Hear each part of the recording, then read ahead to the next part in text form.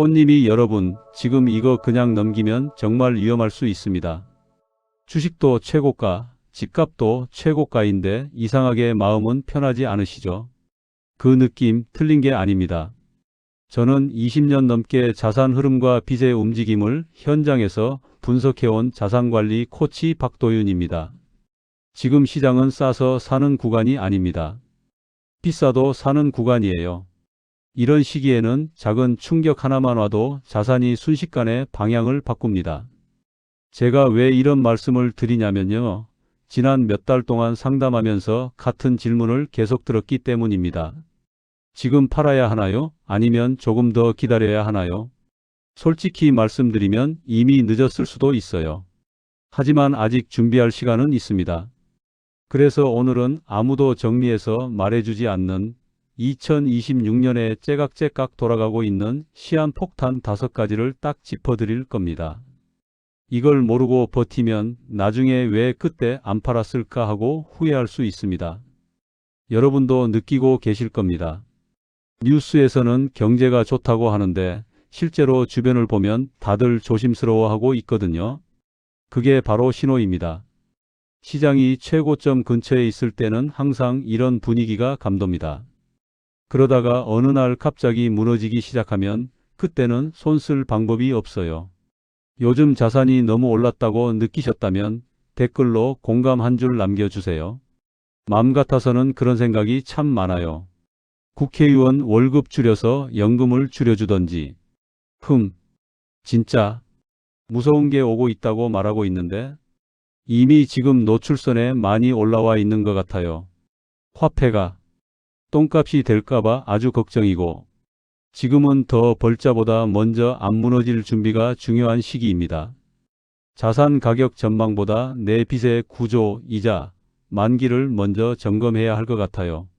꽃길로 한번 가보시죠. 고고싱 오디오북처럼 잘 들어주세요.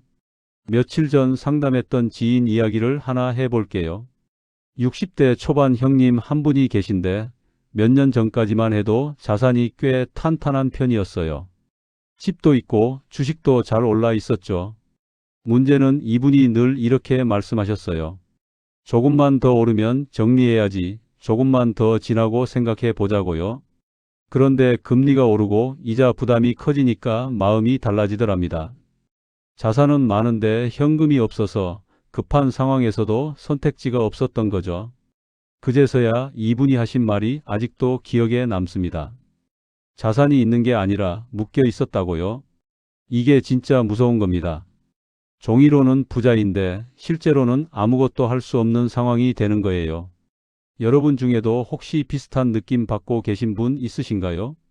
자산은 늘었는데 왠지 불안하고 현금은 부족하고 대출 이자는 계속 나가고 말이죠. 이 이야기를 끝까지 들어야 전체 흐름을 알 수 있습니다. 구독과 좋아요 부탁드리고 끝까지 보시면 왜 지금 습관을 바꿔야 하는지 분명하게 깨닫게 되실 겁니다. 오늘 이 영상에서 말씀드릴 내용은 여러분의 자산 관리 방식을 완전히 바꿀 수 있는 중요한 지혜입니다. 이 이야기를 끝까지 듣고 실천하셔야만 진정한 변화를 경험할 수 있습니다. 마지막에 나올 단 하나의 습관이 모든 것을 바꿀 수 있습니다.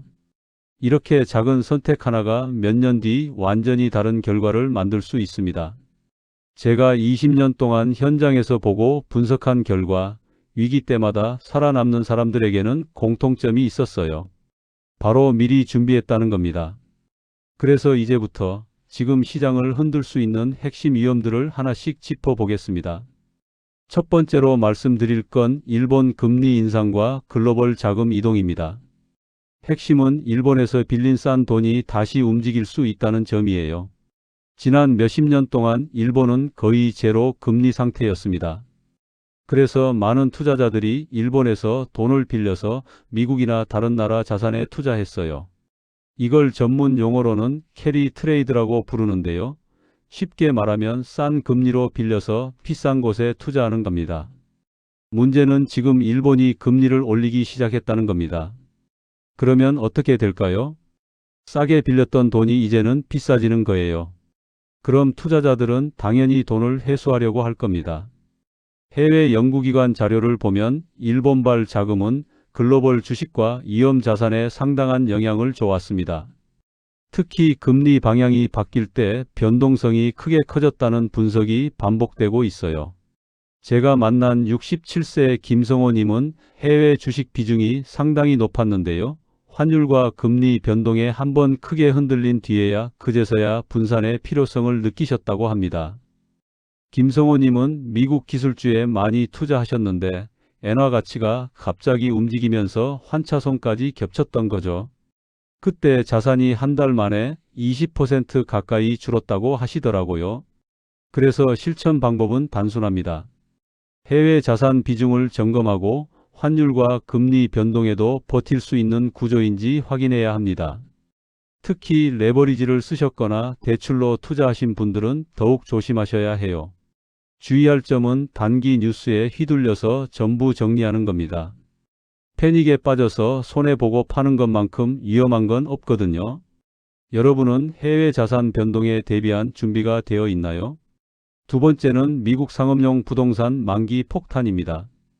미국의 오피스 공실 문제는 이미 진행 중인 이야기예요. 코로나 이후로 재택근무가 늘면서 사무실 수요가 크게 줄었습니다. 그런데 문제는 2026년에 대출 만기가 몰려 있다는 점입니다. 빌딩 주인들이 대출을 갚거나 연장해야 하는데 금리는 높아졌고 건물 가치는 떨어졌어요. 그럼 은행 입장에서는 대출을 연장해 주기가 부담스럽죠. 해외 금융기관 보고서에서는 특정 지역, 특정 자산에 리스크가 집중되고 있다고 봅니다. 특히 대도시 중심부 오피스 건물들이 위험하다는 분석이 많아요. 이게 금융시장으로 전이되면 변동성이 커질 수 있습니다. 미국 지방은행들 중 상당수가 상업용 부동산 대출 비중이 높거든요. 72세 이정민님은 미국 리츠에 투자했다가 이자 환경이 바뀌자 수익 구조가 달라지는 걸 체감했다고 하셨습니다. 이정민님 말씀으로는 처음에는 배당이 안정적으로 나왔는데 점점 줄어들기 시작하더래요. 알고 보니 그 리츠가 오피스 건물 위주로 투자하고 있었던 거죠. 그래서 실천 방법은 수익률보다 구조를 보는 겁니다. 어디에서 돈을 벌고 어디에서 위험이 생기는지 확인하세요. 리츠나 해외 부동산 관련 상품에 투자하셨다면 지금 당장 자산 구성을 확인해 보셔야 합니다. 주의할 점은 전체 붕괴처럼 과장해서 보는 시각입니다. 모든 부동산이 위험한 건 아니에요. 물류센터나 데이터 센터 같은 곳은 오히려 수요가 늘고 있거든요. 여러분 자산 중 이런 간접 노출은 얼마나 될까요? 펀드나 연금 상품 안에 숨어 있을 수도 있으니 꼭 확인해 보세요. 세 번째는 국내 프로젝트 파이낸싱 대출 리스크입니다. 국내 부동산 프로젝트 대출은 금리에 매우 민감합니다. 사업이 지연되면 이자가 눈덩이처럼 불어나거든요. 요즘 건설사들 보면 분양이 안 되는 곳이 많아요. 그러면 예정된 자금이 안 들어오니까 대출 이자를 갚기가 힘들어집니다. 국내 연구 자료에서도 프로젝트 파이낸싱 연체율 상승은 금융권 부담으로 이어질 수 있다고 경고하고 있어요. 특히 지방 중소도시 미분양이 늘면서 리스크가 커지고 있습니다. 69세 박영수님은 분양만 믿고 관련 투자에 들어갔다가 시장이 멈추자 자금이 묶이는 경험을 했습니다. 박영수님은 지인 소개로 수익률이 좋다는 투자 상품에 가입했는데 알고 보니 특정 건설 프로젝트와 연결돼 있었대요. 처음에는 이자가 잘 나왔는데 몇 개월 지나니까 갑자기 연락이 끊기더래요. 나중에 알아보니 그 프로젝트가 분양률이 낮아서 공사가 중단된 거였습니다. 그래서 실천 방법은 관련 자산 비중을 줄이고 만기 구조를 반드시 확인하는 겁니다. 고수익 상품일수록 뒤에 숨겨진 리스크가 있을 수 있어요. 주의할 점은 괜찮겠지라는 막연한 기대입니다. 대형 건설사라고 해서 안전한 것도 아니에요. 요즘은 큰 회사들도 유동성 문제로 어려움을 겪고 있습니다. 여러분은 프로젝트 파이낸싱과 직접 혹은 간접으로 연결돼 있진 않나요? 확인하는 방법은 간단해요. 투자한 상품 설명서를 다시 꺼내서 읽어보시면 됩니다. 네 번째는 2021년 주택담보대출 금리 리셋입니다. 이건 이미 날짜가 정해진 위험입니다. 2021년에 주택을 구매하신 분들 많으시죠? 그때는 금리가 정말 낮았어요. 2%대, 심지어 1%대 금리로 대출받으신 분들도 계세요. 문제는 그 대출이 대부분 변동금리거나 혼합형이라는 겁니다. 고정기간이 끝나면 금리가 확 올라가는 구조예요. 2026년이면 딱 5년이 지나는 시점입니다. 그러면 낮은 금리로 시작한 대출이 한꺼번에 높은 금리로 바뀌는 구간이죠. 연구 결과를 보면 이자 부담 증가는 소비 위축과 자산 매각 압력으로 이어질 수 있습니다. 실제로 금융감독원 자료에서도 이 부분을 주시하고 있어요. 65세 최은정님은 이자 부담이 2배 가까이 늘면서 생활비부터 줄이게 됐다고 하셨습니다. 최은정님은 2021년에 아파트를 구매하면서 3억 원을 대출받았는데요. 처음에는 월 이자가 50만 원 정도였대요. 그런데 고정기간이 끝나고 나니까 갑자기 90만 원으로 뛰더래요. 한 달에 40만 원이 더 나가는 거예요.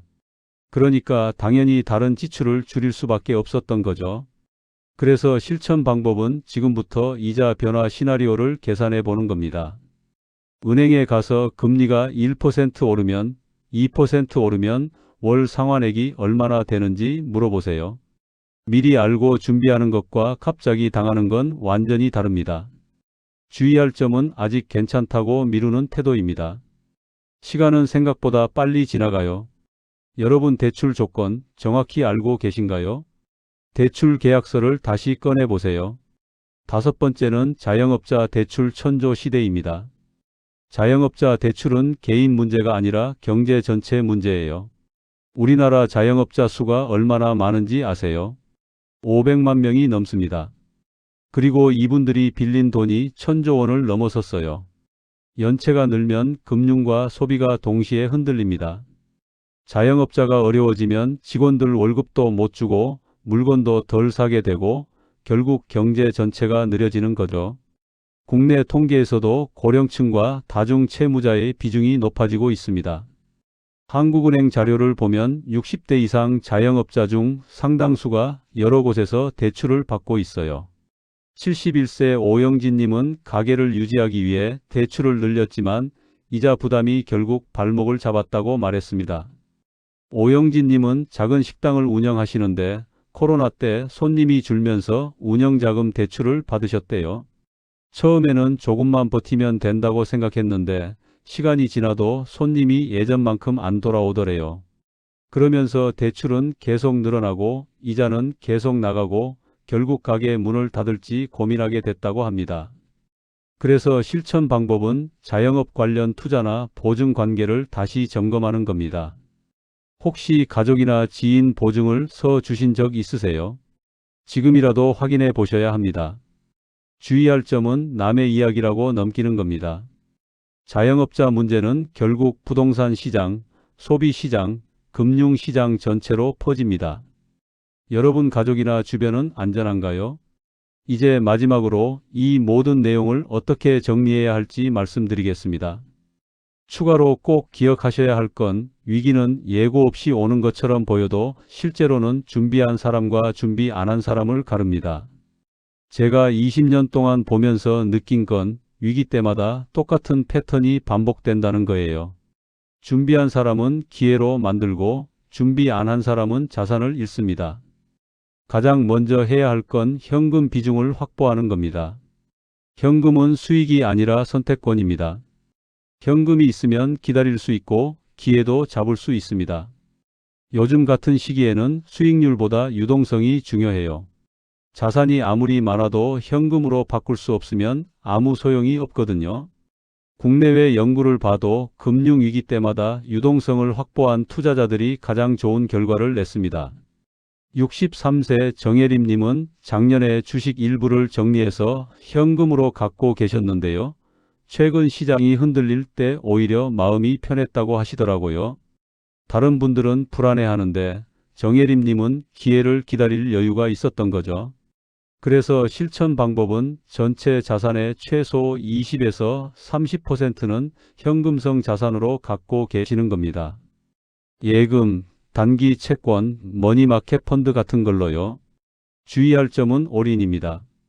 자산이든 현금이든 한쪽으로 몰리면 항상 위험해집니다.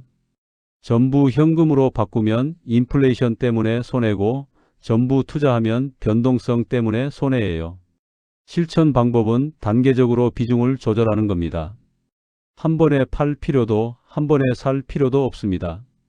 여러분은 지금 현금 비중이 얼마나 되시나요? 두 번째로 중요한 건 빚을 관리하는 겁니다. 또 하나, 빚은 반드시 관리 대상입니다. 수익률보다 먼저 점검해야 할 건 이자입니다. 아무리 투자 수익이 좋아도 이자가 더 많이 나가면 의미가 없어요. 특히 변동금리 대출이 있으시다면 지금 당장 고정금리로 전환을 고려해 보셔야 합니다. 금리가 더 오를 가능성이 있으니까요.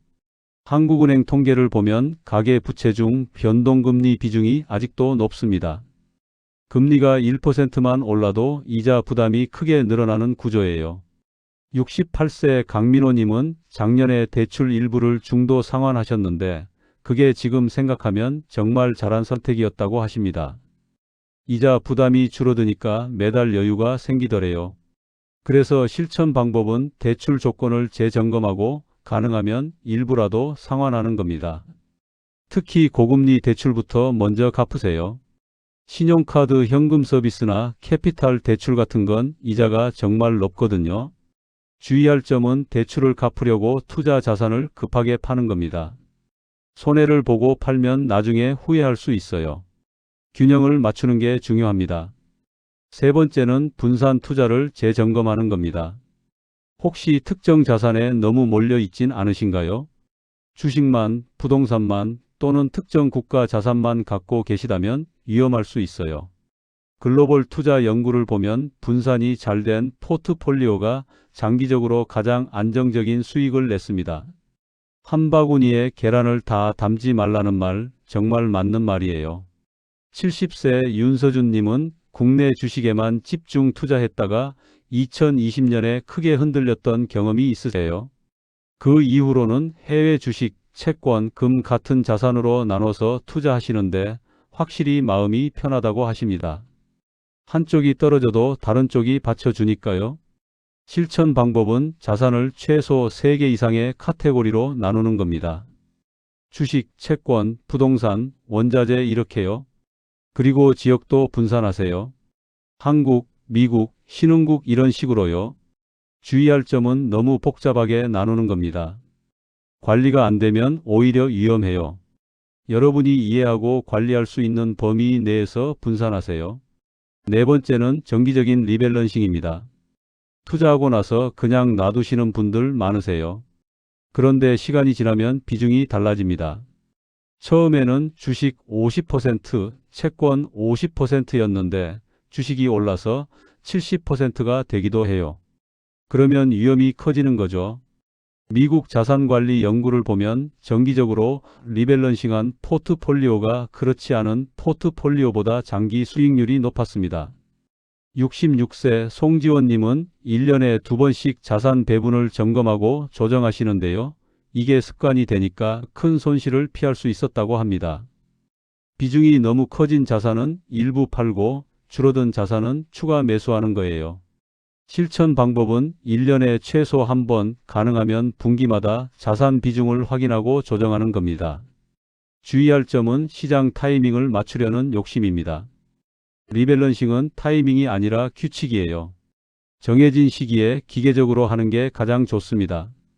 여러분은 마지막으로 자산 점검을 언제 하셨나요? 다섯 번째는 은퇴 자금을 별도로 관리하는 겁니다.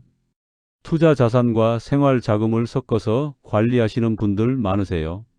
그런데 이게 위험해요.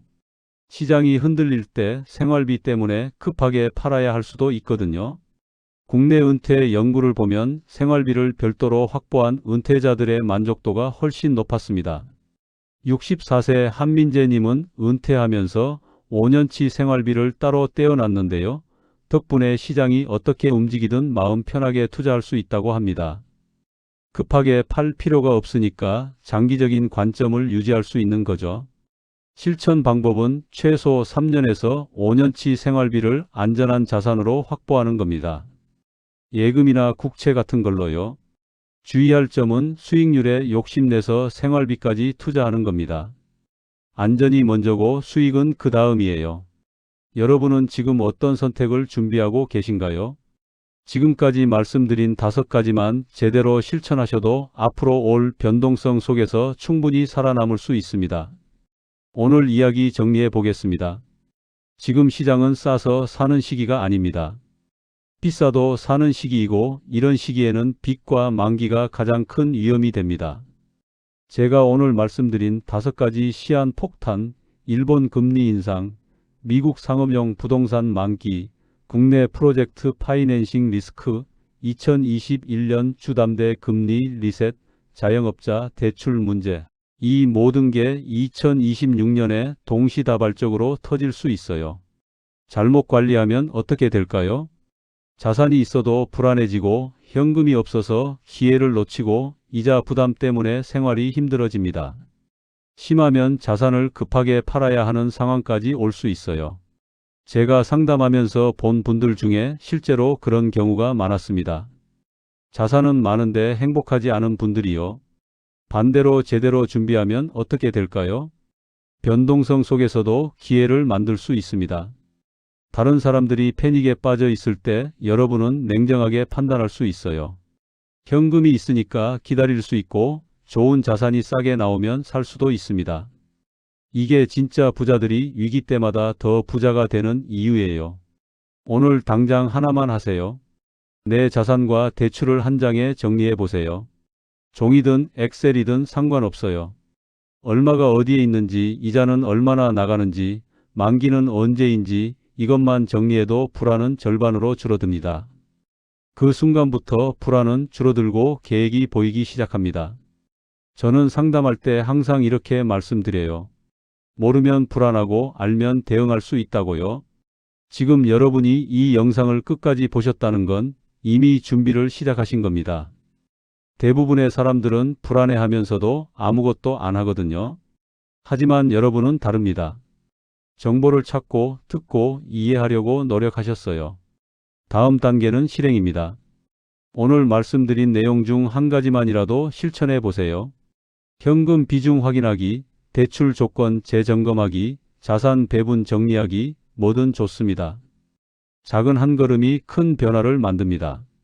제가 20년 동안 보면서 확신하는 건 위기는 준비하는 사람에게는 기회라는 점입니다.